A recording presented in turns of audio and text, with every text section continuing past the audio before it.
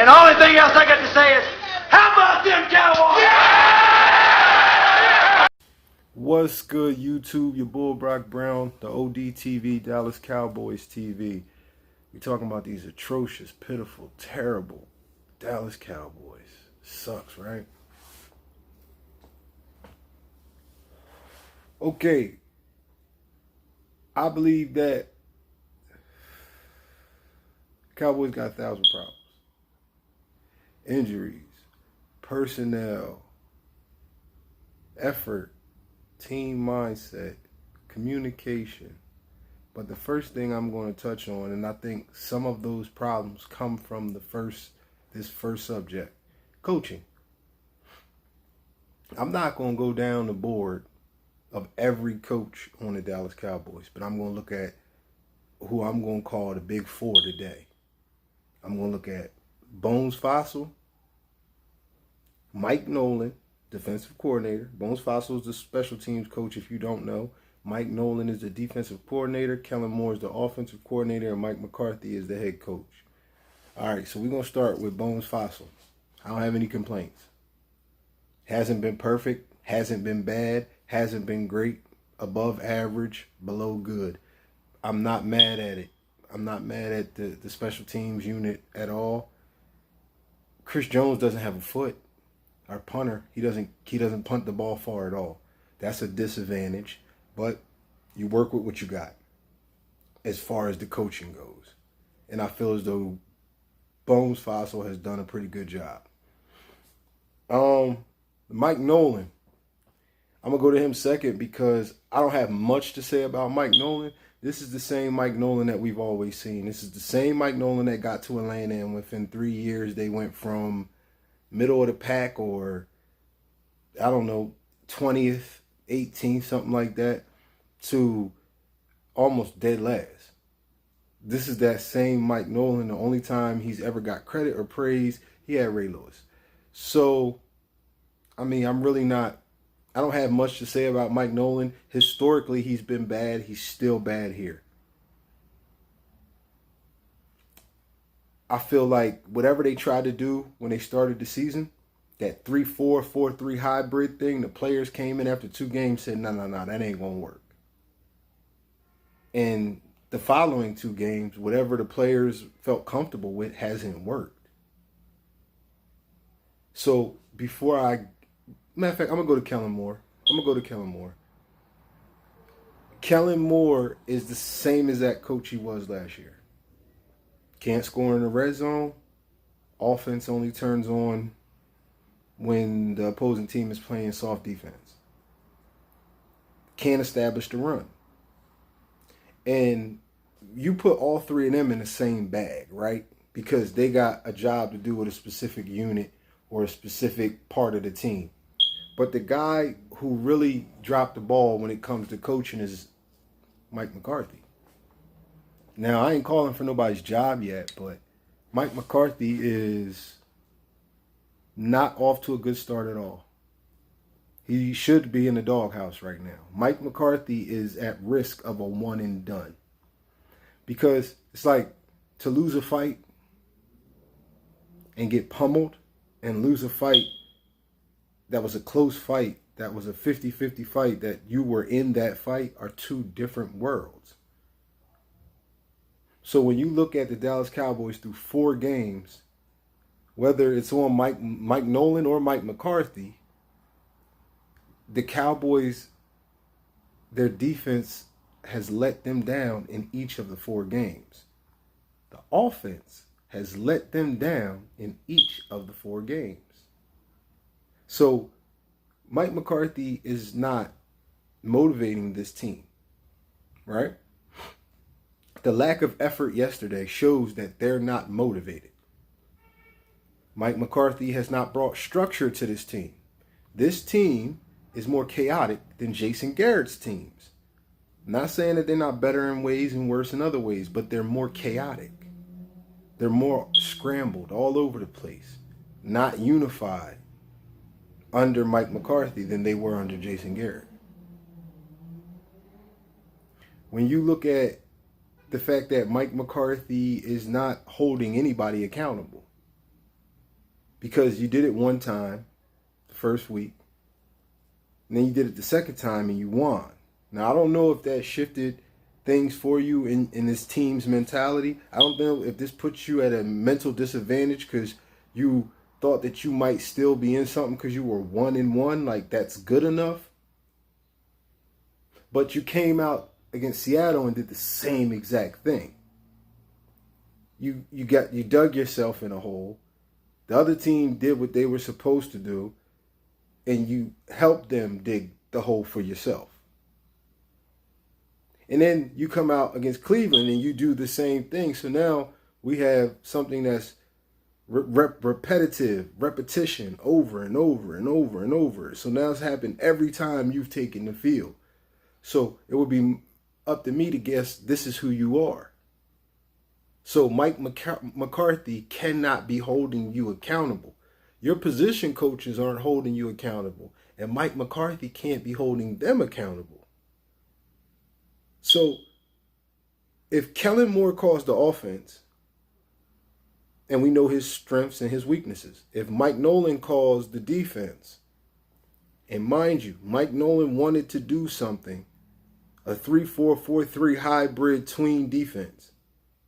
That's what Mike Nolan and Mike McCarthy wanted to do. That's what they did week 1. By week 2, they were done doing it. The players came to the coaches and said they didn't want to do that anymore. They wanted to play a different type of defense. They wanted to play a more base, more regular, not so much, not as complicated defense. And then you switch back to it and you got the same result. But in the process, you got Mike Nolan calling a defense that was not his idea. That was not what they thought it was going to be. So far I got ideas and green lights from Mike McCarthy. So Kellen Moore calls the offense. Mike Nolan calls the defense. Bones Fossil is in charge of the special teams unit. What does Mike McCarthy do?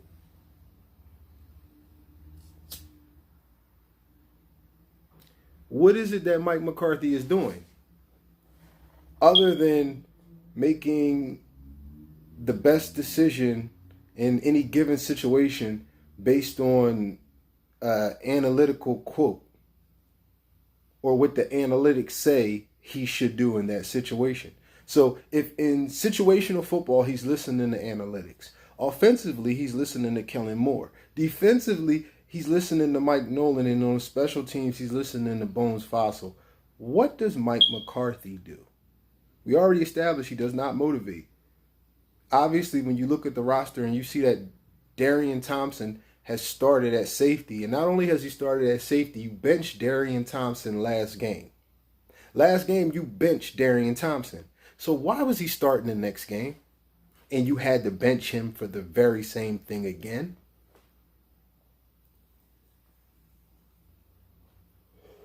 So when I look at it and I think being lazy, lackadaisical work ethic, and thinking you made it because you won a Super Bowl, Mike McCarthy, that's part of what led to you getting fired in Green Bay. When I think about the lack of defenses that Aaron Rodgers and the Green Bay Packers didn't have, they didn't have defense. They had a lack of defense.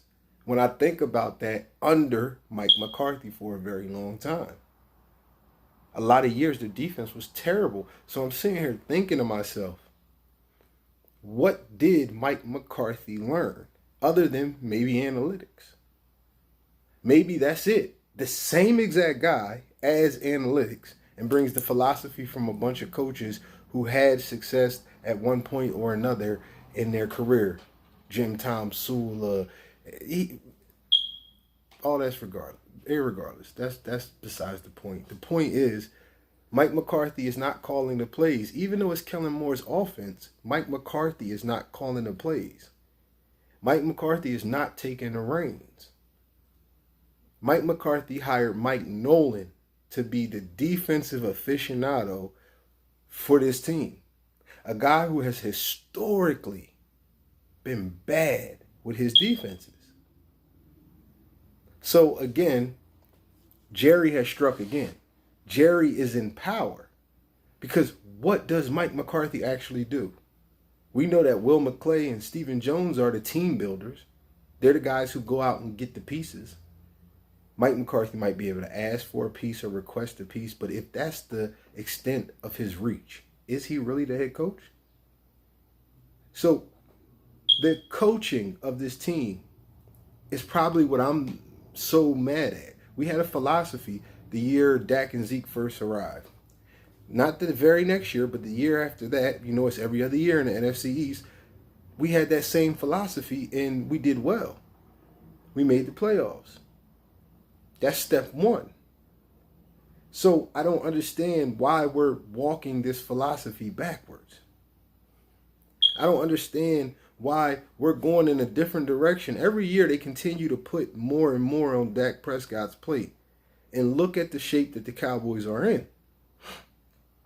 Running the ball is not just because we love Zeke. Yes, I'm a world-class Zeke fan and I'm pissed off at Ezekiel Elliott. But I will get into specific shots at specific players and the coaching methodology that put these players in a position to lose. We'll get into all that. But I'm a big Zeke fan. One of the biggest Zeke fans. But at the same time, Ezekiel Elliott is not playing ball. And as I just alluded to, he's not really being put in the best position to suit his skill set. But I'll get into that. But I'm just saying, from a team mentality, from the way a team is supposed to think, do you see it with the coaching? I don't. I don't see these guys unified. I don't see one band, one sound. I don't see any of that. So it's rough, man. It's real rough because everybody sees the offense. You all see Dak Prescott's numbers. You all see that the three big receivers, the big three are thriving, but we're not winning because nobody's thinking about the other side of the ball. Nobody's thinking about the defense of this team. The team is made up of an offensive defense and a special teams.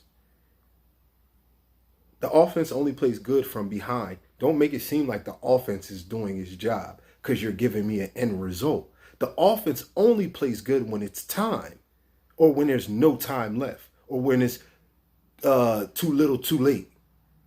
That's when the offense shows up.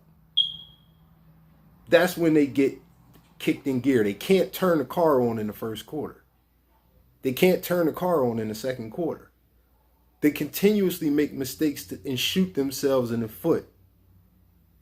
So the philosophy of running the ball because it keeps the defense off the field, what happened to that philosophy? Again, with coaching, where are the adjustments? The adjustments are only made after tragedy. Pay attention. Once they throw a touchdown to Odell, they take Darian Thompson out the game.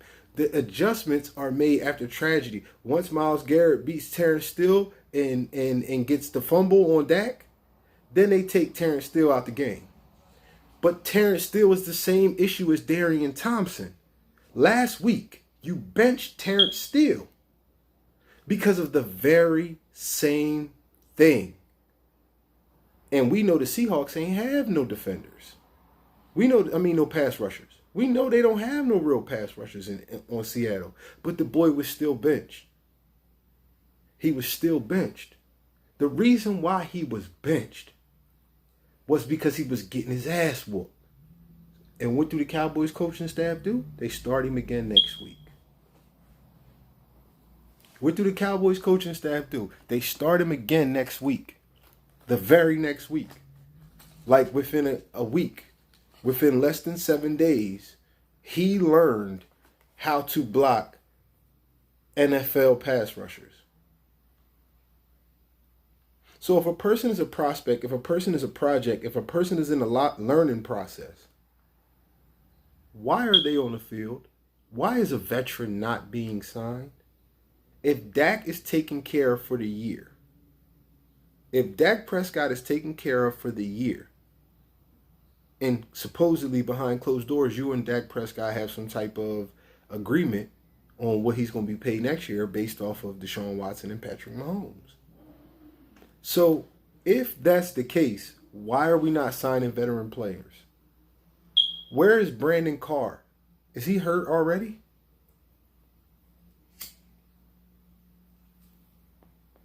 I mean, it's rough, man. This is rough. I know Gerald McCoy went down. I know LVE went down. But there's so many things that are not paying dividends. There are so many things that don't seem like you guys know what you're doing. If Aldon Smith is a pass rusher, hear me out. Why is Aldon Smith in on run plays, in run defense? Everson Griffin has to be good for something. Everson Griffin, I need to see you, man. I need to see you. You're making it seem like because Daniil Hunter got a double team, that's the only reason that you ate. Well, DeMarcus Lawrence is sometimes getting a double team and you still not eating, bro. The D tackles, I said this before and I'll say it again. We don't have D tackles. When Gerald McCoy goes down, I can give you what you have, but that is not a defensive tackle rotation. You got Dontari Poe, who's a nose tackle. What is a nose tackle? A nose tackle is a plug. He's a cog. He sits in the middle. He stops the line from going forward. The people around him create the penetration. The people around him are the attackers. He is a plug. He stops up the shower, the tub, the sink. That's what the nose tackle is going to do. So if he's in on pass coverage because somebody's tired, who's going to be the last person to the ball? Probably the guy who weighs 330 pounds. The nose tackle. He'll probably be the last guy to the ball. If Jalen Smith came into this league with a bum knee, instead of letting him pick and go left to right, you put him on one side of the field, and if the play is away from him, which most smart coaches are running plays away from Jalen Smith, he has to go all the way across the field to get to it. So once Leighton Vander Esch gets hurt, now you definitely have no reason for Jalen not to be in the middle linebacker spot at all times. You have no reason for that now. Now you have no justification why Jalen Smith is not in the middle of the field. But that brings me to Jalen Smith. Jalen Smith, you are playing terribly. My two favorite players on the Cowboys, Ezekiel Elliott and Jalen Smith, as far as offense to defense. Jalen Smith, you got the C on your shirt. You got to do more than that. You got to do more than that. Tristan Hill is big. Tristan Hill is aggressive. Tristan Hill has a mean first step. Tristan Hill doesn't know what he's doing, though. Once he gets in and the play evolves, he doesn't know what the next step is. He doesn't know what he should do, what his reaction should be. His intelligence on the field is novice, at best. Neville Gallimore is not playing, so we don't know what he is. Antoine Woods, it depends on who's in front of him. You put a bum in front of him or a hack player or a substitute, and Antoine Woods can flash. You put somebody who knows what they're doing, somebody who has technique and fundamental in front of Antoine Woods, and he shrinks. He becomes nobody. And it's kind of the same for Tyrone Crawford. With the right tackle on the end, when he is at end, he's too small. With the right guard on the inside, when he's at D tackle, he's too small. With some tackles, he's too slow. With some tackles, he's not strong enough. So, even though Tyrone Crawford is he's a good utility knife to have, but for us, he's an overpaid utility knife. We're paying him too much for what he does. And that leads me to DeMarcus Lawrence. D-Law, a.k.a. the Tank, from Boise State. You should be ashamed of yourself, brother. You are now the Dallas Cowboys poster boy for a contract going wrong. These are just the facts. And the reason why I'm saying what I'm saying, the reason why I feel this way, is because you not getting to the quarterback and you not giving effort are two completely different situations. But you know what's worse? the third situation you created when you pointed your finger at your teammates. When you said the guy with the C on his shirt, the captain, he said, my job is hard enough. I can only worry about me. Really, Captain? That's captain-like behavior, huh? So, let me get this correct. Mike McCarthy is not holding him accountable. Mike Nolan is not holding him accountable. And DeMarcus Lawrence is so well paid, so thorough, and so high above everything else that's going on that he can only worry about him and his job. This is why I'm a fan of the philosophy that when you come to a new team, the guys with the C's on their shirt, they should earn that. Every year, they should earn that. You don't get it for being good for 2 years. You don't get it for being good for making 3 Pro Bowls. The guys with the C's on their shirt, they should have to earn those C's. I have always felt like that, and I will always feel like that. And this is the reason why. And the reason why, DeMarcus Lawrence, you hurt me so badly is because you never had the numbers to warrant the kind of money you got. I wanted you to get the money, though. And I was happy when you got what you got because I thought it was going to be an incentive. I thought you was going to smell it. And you was going to see it's a premium on pass rushers. You know what I'm saying? Pass rushers get top dollar. And you was going to understand that the right kind of play would have got you paid again. But now you have turned into a regret. You have turned into the poster boy for an overpaid Dallas Cowboy player. So for all the Dak Prescott apologists out there, I'm going to jump to this, then I'll go back to the defense. My bad. I'm always all over the place. But anyway, for all my Dak Prescott apologists out there, is this the Dak you wanted? The Dak that runs up the numbers and we don't win anything? So for you, you know who you are. When I made the Dak Prescott could be Tony Romo or Troy Aikman video, and you was kind of like, you spoke about my video on one of your videos, so now you know why I was saying what I was saying. Because the philosophy, I'm talking about the philosophy, not him being either player. We both know that Dak Prescott is talented enough to be better than both of them. But see, Tom Brady had reins around him. He was restrained to a philosophy because of who was calling the plays and what type of plays they had. It was a very restricted offense for most of Tom Brady's career in New England. They had a structure at least. If you don't want to use the word restricted, there was a structure to it. There was a cadence to it. That even if the players didn't like it, even if it didn't fit their strong suit, they had to follow and march to that same drum. 1, 2, 3, 4. 1, 2. They had to stay in step. Because that was the program. That was the process there. Our process when we have been at our best, even when you're talking about Tony Romo's best year, we have ran the football, kept our defense off the field, and thrown the ball effectively. Not thrown the ball a lot. That Prescott threw the ball 58 times. That's a lot. That's not necessarily effective. What Baker Mayfield did was effective. That's called game managing. But when you ask your quarterback to win the game, we have seen throughout history, when we look at the best quarterbacks who never won a championship, that is the hardest way to win a championship. By asking your quarterback to go out there, put the team on his shoulders and win the game. That's the hardest way to win. We know that for a fact. You need a special guy to do that. So now, what's the easiest way to win? Well, run the ball effectively, move the chains, win time of possession, and play defense. But back to the defense, not only are we not doing that.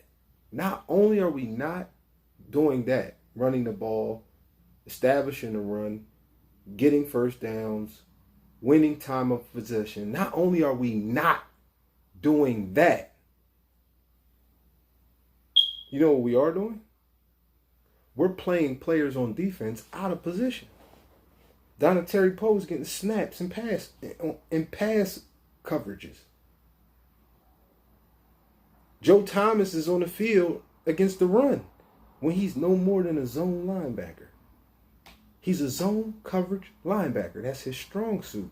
Daryl Worley is a zone corner who got flex at safety. But you're playing him man on man with no over-the-top help with Odell Beckham Jr. This shit must be rocket science, yo. This shit must be rocket science. Like, it must be rocket science for these coaches. Diggs and Lewis, if you don't have AB, if you don't have Cheeto, by default, get the best receivers on the other team because they're your best man coverage guys. In any situation where you're playing man, you have to make adjustments. Back to the coaching. You have to make adjustments. Darian Thompson should not be given the opportunity to start another game this season. Darian Thompson should not be given the opportunity to start another game this season. Period. With no Leighton Vander Esch, you have to put Smith in the middle.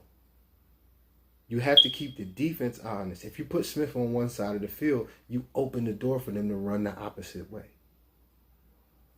But that is not the reason why Jalen Smith is playing terribly.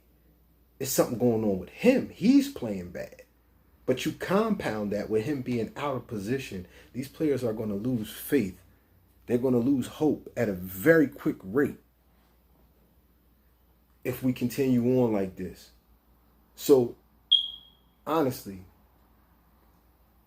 I'm not happy with any aspect of the Cowboys, even the offense. Turnovers, being -7. When it comes to turnovers, you can't win football games like that. You're not that good. There are very few teams in the league today or that have ever been in the league that are that good where you can be -7 and win games. I don't know who you guys think you are. I don't know why you think because you have a star on your helmet that you're a star when it comes to football. The people that you guys can respond to on Twitter that you don't like critiquing you, some of those guys were stars in football. Being good for a year, making 1 Pro Bowl, 2 Pro Bowls, that doesn't make you great. So if you can't work as a unit, if you can't show camaraderie, if you guys can't communicate, all the frantic communicating, this has been about 3 games.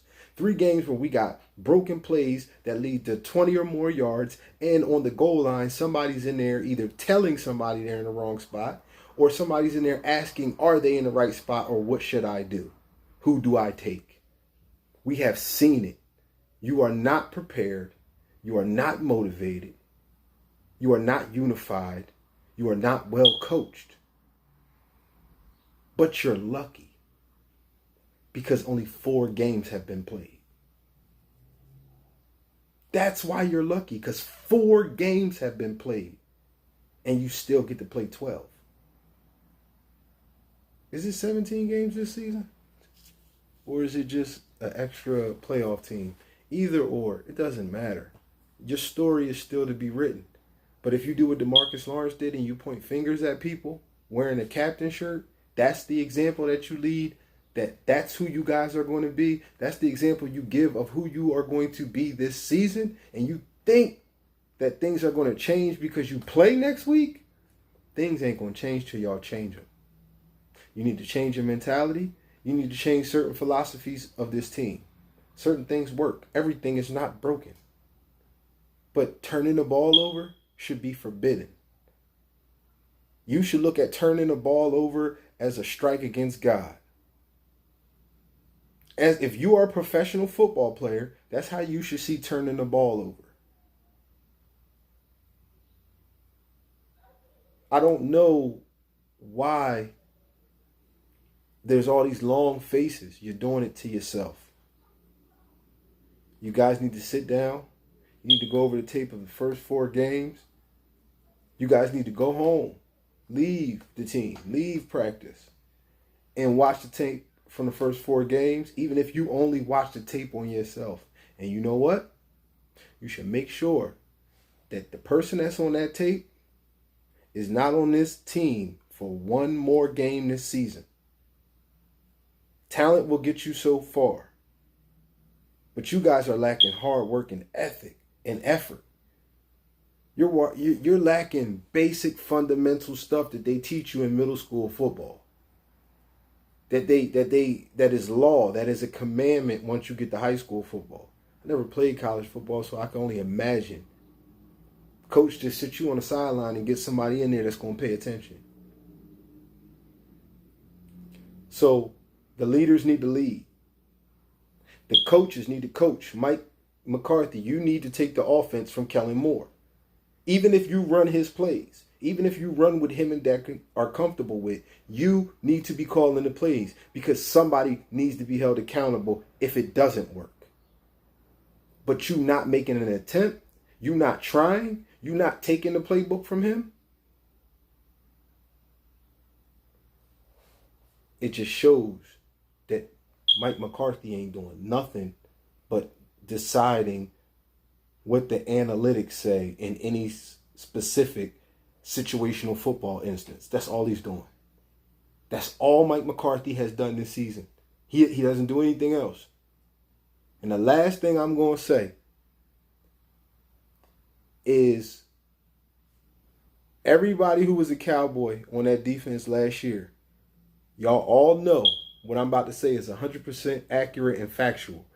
Chris Richard would have y'all ass. And y'all all know that's right. Chris Richard would have had a conniption or some type of aneurysm on the sideline if y'all played the way y'all played these first 4 games and he was the defensive coordinator. So Chris Richard gets fired and you bring in a guy whose track record is worse. Brock Brown, the ODTV, Dallas Cowboys TV. I'll see y'all next time. Peace.